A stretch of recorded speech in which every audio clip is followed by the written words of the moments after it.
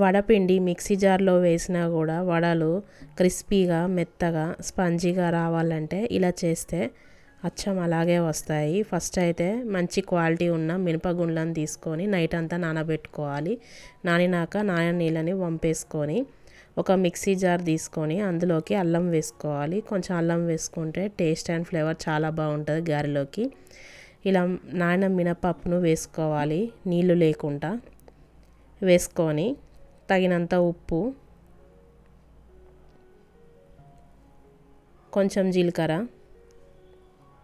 వేసుకొని మెత్తగా గ్రైండ్ చేసుకోవాలి.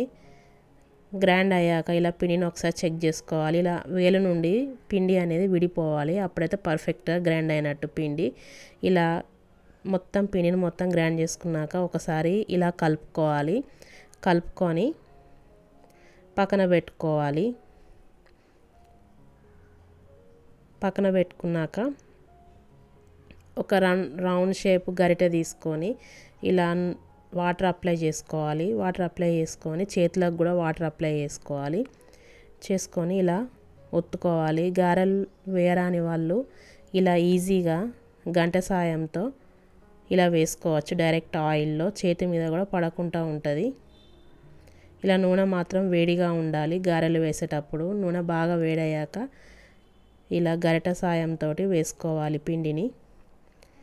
గారెలు వేయరాని వాళ్ళకు చాలా చాలా ఈజీగా ఉంటుంది ఈ ప్రాసెస్. ఇలా అన్ని గారెలు ఇలా వేసుకోవచ్చు. చేత్తో వచ్చిన వాళ్ళకు కూడా చేత్తో వేసుకోవచ్చు. ఇలా అన్నీ వేసుకున్నాక స్టవ్ కొంచెం మీడియంగా పెట్టుకోవాలి. హైగా పెట్టుకుంటే లోపల పిండి ఉడకదు. ఒక 5 నిమిషాలు మీడియంగా పెట్టుకొని ఇలా తిప్పుకుంటూ కాల్చుకోవాలి. తర్వాత హైగా పెట్టుకొని కాల్చుకోవాలి. ఇలా మొత్తం వడలు కాలాక వేడి నూనె నుండి తీసేయాలి. అంతే, ఎంతో సింపుల్గా క్రిస్పీ వడలు తయారైపోయాయి.